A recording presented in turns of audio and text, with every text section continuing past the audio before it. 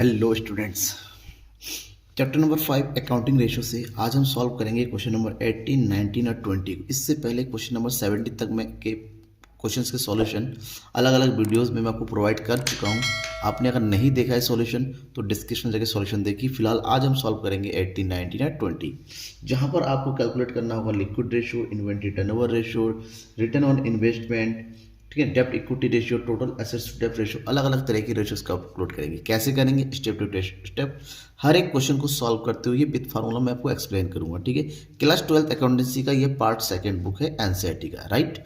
तो चलिए हम सबसे पहले सॉल्व करेंगे क्वेश्चन नंबर 18 को। उसके लिए क्वेश्चन को समझना और पढ़ना होगा।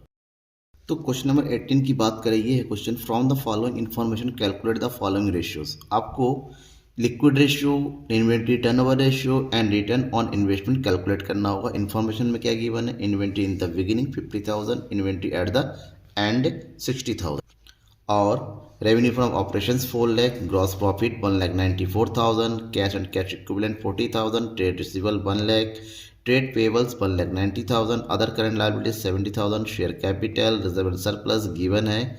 ये क्या है? रिजर्व सरप्लस का प्रॉफिट एंड लॉस का प्रॉफिट गिवन है, ठीक है ना। इन सबसे हमें कैलकुलेट करना है 3 item, liquid ratio, inventory turnover ratio और रिटर्न ऑन इन्वेस्टमेंट। कैसे करेंगे? एक एक करके हर एक के फार्मूला को एक्सप्लेन करते हुए सॉल्व करेंगे, राइट। बने रहिए लास्ट तक। सब्सक्राइब नहीं किया है तो बेटा सब्सक्राइब जरूर कर दीजिएगा। तो क्वेश्चन नंबर 18 के सॉल्यूशन में सबसे पहले हमें सॉल्व करना है लिक्विड रेशियो, ठीक है। हमें सॉल्व क्या करना है? लिक्विड रेशियो, और लिक्विड रेशियो का फार्मूला होता है लिक्विड एसेट्स। क्योंकि जब तक फार्मूला बेटा हमें याद नहीं होगा ना, तब तक हम कुछ भी सॉल्व नहीं कर पाएंगे। तो सबसे पहले हमें पता होना चाहिए फार्मूला, और फार्मूले में जो भी आइटम्स है उस आइटम का कैलकुलेशन कैसे करें। जैसे लिक्विड एसेट कैसे होता है, कौन कौन सी चीज़ों को ऐड करके लिक्विड आइटम दे रखा है। देखिए लिक्विड एसेट्स तो डायरेक्ट गिवन नहीं है। सबसे पहले हमें यहाँ पर क्या कैलकुलेट करना होगा? हमें लिक्विड एसेट्स कैलकुलेट करना होगा। तो कैसे करेंगे? यहाँ पर लिक्विड एसेट्स का मतलब ऐसे एसेट जिसको हम तुरंत बहुत ही कम टाइम में हम कैश फॉर्म में कन्वर्ट कर सकते हैं, जिसमें इंक्लूड होता है cash plus trade receivable, TR का शॉर्टकट में ट्रेड रिसीवेबल कहते हैं। इन दोनों को ऐड कर देंगे। कैश गिवन है 40,000, जबकि ट्रेड रिसीवेबल गिवन है 1 लाख। दोनों को ऐड करेंगे तो ये आ जाएगा 1,40,000। ये हो गया हमारा लिक्विड एसेट्स। इसमें इन्वेंट्री शामिल नहीं होता, ध्यान में रखिएगा, ठीक है ना। ही इन्वेंट्री शामिल रहता है, ना ही प्रीपेड एक्सपेंस शामिल होता है, तो उसको छोड़ के। अब दूसरा में क्या चाहिए? Current liability. करंट लायबिलिटी भी डायरेक्ट गिवन नहीं है, तो यहाँ पर करंट लायबिलिटी कैलकुलेट करना होगा। तो यहाँ पर करंट लायबिलिटी, देन ये हो गया current liability equal to, current liability में क्या दे रखा है? ट्रेड पेबल दे रखा है, ये TR trade receivable, TP trade payables, plus other current liabilities given है, अदर करंट लायबिलिटीज, ठीक है। ये हो गया अदर करंट लायबिलिटीज, ऐड कीजिएंगे तो ये हो गया ट्रेड पेबल हो गया 1,90,000, जबकि अदर करंट लायबिलिटीज कितना दे रखा है यहाँ पर? 70,000। दोनों को ऐड कीजिए, 1,90,000 प्लस 70,000 ऐड करने पर हमारे पास आता है 2,60,000। अब हमें निकालना क्या? Liquid ratio. लिक्विड रेशो का फार्मूला गिवन है, हमारे पास दोनों फार्मूले की वैल्यू पता है। तो यहाँ पर लिक्विड रेशो इक्वल टू हो जाएगा liquid assets, that means 1,40,000 divided by 2,60,000, ठीक है।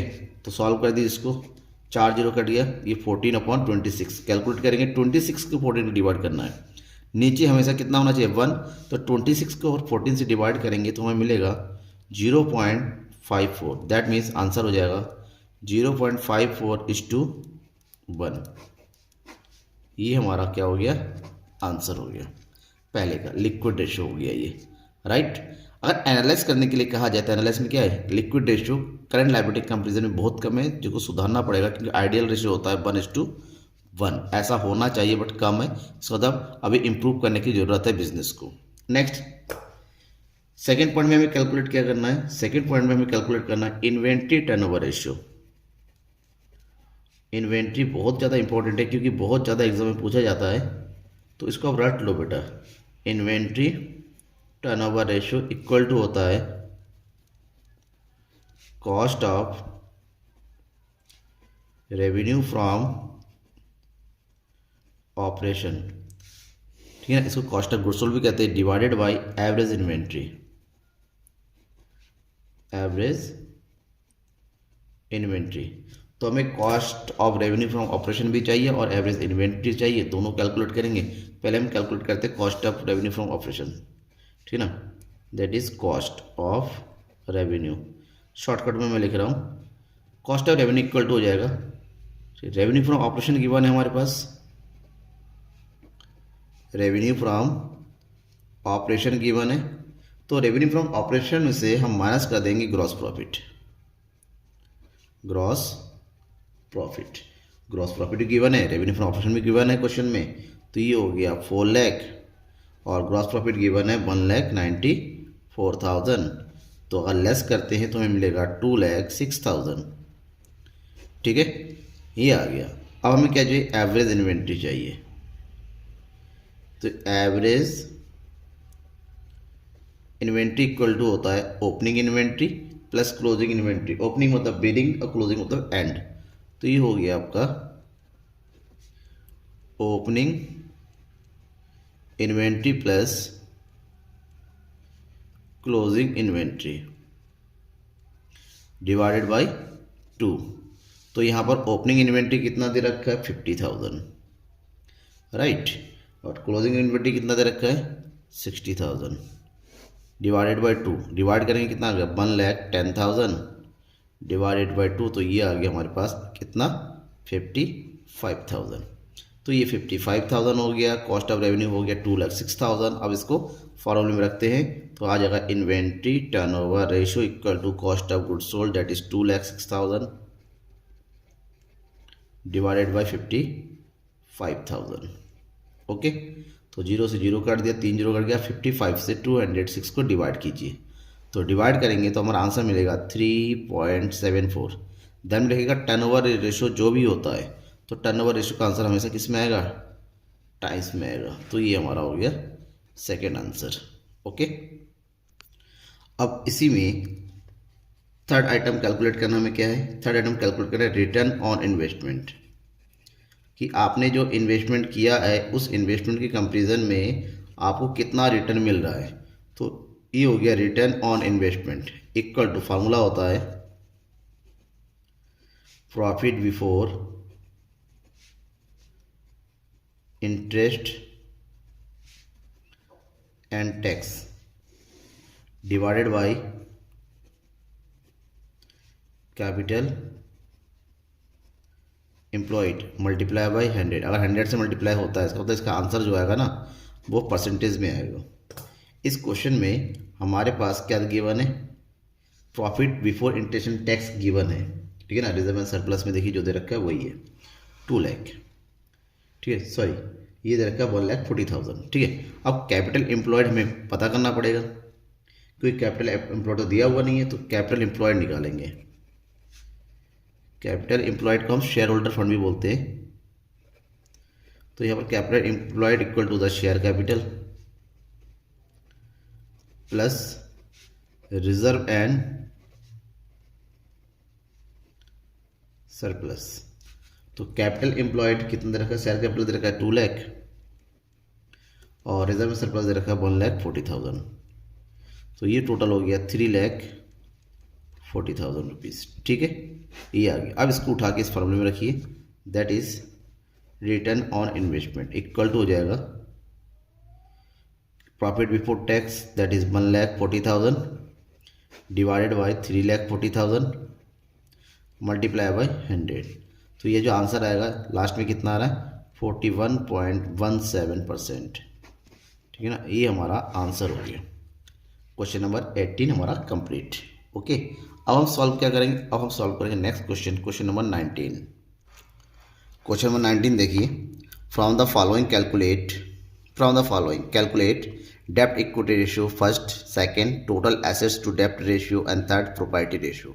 आपको इन 3 चीज़ों का कैलकुलेशन करना है और आपके पास आइटम्स दे रखे equity share capital, preference share capital, general reserve, balance in profit and loss, debenture, trade payables, outstanding expenses, सारे के सारे लाइबिलिटीज साइड के आइटम्स दे रखे, एसेट्स कुछ नहीं। तो अगर आपको एसेट चाहिए तो सबसे पहले सारी लाइबिलिटी को टोटल करेंगे, क्योंकि फार्मूला होता है total assets equal to total liability, तो हमें एसेट्स भी मिल जाएगा। तो इसका यूज़ करना है और इसका यूज़ करते हुए हमारे पास जो भी आइटम दे रखे हैं डेब्ट equity ratio, total assets to डेब्ट ratio and property ratio calculate करेंगे। कैसे करेंगे चलिए समझते हैं। हाँ, अगर आपने सब्सक्राइब नहीं किया है चैनल को सब्सक्राइब जरूर कर दीजिएगा और बेल आइकन को दबा दीजिए ताकि जितने भी क्वेश्चंस के सॉल्यूशन मैं तैयार करता हूँ आप तक पहुँच जाए और उसका नोटिफिकेशन आपको मिलता रहे। ठीक है, चलिए क्वेश्चन नंबर 19 को सॉल्व करते हैं। देन 19 में सबसे पहले हमें सॉल्व क्या करना है, फर्स्ट ए में हमें सॉल्व करना है डेब्ट इक्विटी रेशियो। हमें क्या चाहिए, डेब्ट इक्विटी रेशियो। और यहाँ डेब्ट इक्विटी रेशियो का फॉर्मूला हो जाता है डेब्ट्स डिवाइडेड बाय इक्विटी। तो ये ध्यान में रखना है आपको कि ये जो डेब्ट मैंने लिखा हुआ है, डेब्ट का मतलब होता है लॉन्ग टर्म डेब्ट, लॉन्ग टर्म डेब्ट जिसको बोलते हैं नॉन करेंट लायबिलिटी, और इक्विटी का मतलब होता है ये share holders fund, share holders fund, यानी कि हमें यहाँ पर लॉन्ग टर्म डेब्ट चाहिए और शेयर होल्डर फंड भी चाहिए। ठीक है, तो लॉन्ग टर्म डेब्ट के नाम पे हमारे पास केवल एक ही चीज़ दिया हुआ है यहाँ पर, जो डेब्ट है वो क्या दे रखा है, डिवेंचर। ठीक है, और डिवेंचर्स की अमाउंट कितना है, 75,000 हो गया। बट जो इक्विटी है, जो शेयर होल्डर फंड है, इक्विटी के आइटम्स कई सारे दे रखे हैं, उन सबको प्लस करना होगा। इसमें क्या आएगा, इसमें आ जाएगा हमारा इक्विटी शेयर कैपिटल, प्लस इसमें आ जाएगा हमारे पास प्रेफरेंस शेयर कैपिटल, प्लस इसमें आ जाएगा जनरल रिजर्व, प्लस इसमें आ जाएगा प्रॉफिट एंड लॉस बैलेंस। तो इन सबको ऐड कर देते हैं, तो ये हो जाएगा इक्विटी शेयर दैट इज 75,000। ठीक है, preference share that is 25,000, general reserve this one 45,000 and last profit and loss this one 30,000। सबको प्लस कर देंगे तो हमें मिलेगा 1,75,000। हो गया। हमें निकालना है क्या, डेब्ट इक्विटी रेशियो, दैट इज डेब्ट equity ratio equal to the total debts that is 75,000 divided by equity this one 1,75,000। तीन जो से दिया 75 को 175 से डिवाइड करेंगे तो आएगा 0.43:1। ये हमारा आंसर होगा और ये आंसर जो हमारा क्या है रेशियो में आता है। क्लियर, 19 का फर्स्ट कंप्लीट हो गया। अब 90 के सेकंड में यानी कि बी नंबर में हमें कैलकुलेट करना है टोटल एसेट्स टू डेब्ट रेशियो, टोटल एसेट्स टू डेब्ट रेशियो। तो यहां टोटल एसेट्स टू डेब्ट रेशियो का फॉर्मूला होता है total assets divided bye debts, डेब्ट मतलब बाई लॉन्ग टर्म डेब्ट। अब टोटल एसेट्स तो पता नहीं, but total assets equal to total liability जरूर होता है, ये पता है। तो एक काम ना करें, हम क्या कैलकुलेट करते हैं, टोटल लायबिलिटी कैलकुलेट करते हैं। क्यों, क्योंकि यहां पर हो जाएगा total liability equal to total assets, that means total assets equal to होता, सभी को ऐड कर देंगे। क्या ऐड करते हैं, equity plus debts plus trade payable plus और क्या दे रखा है,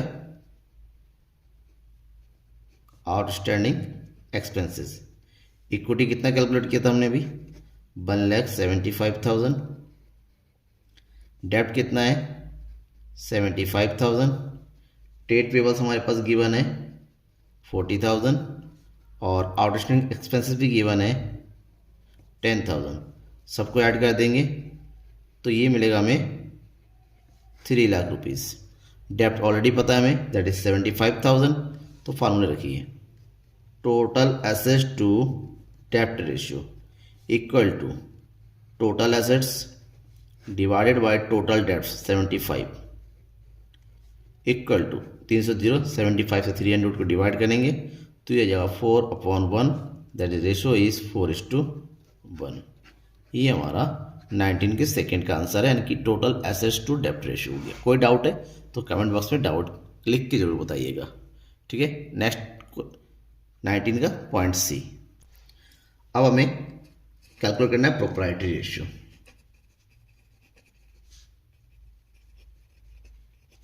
प्रोप्राइटरी रेशियो। और यहाँ प्रोप्राइटरी रेशियो का जो फार्मूला होता है बिल्कुल सिंपल फार्मूला है, आपको याद रखना है, बस फार्मूला रखना है।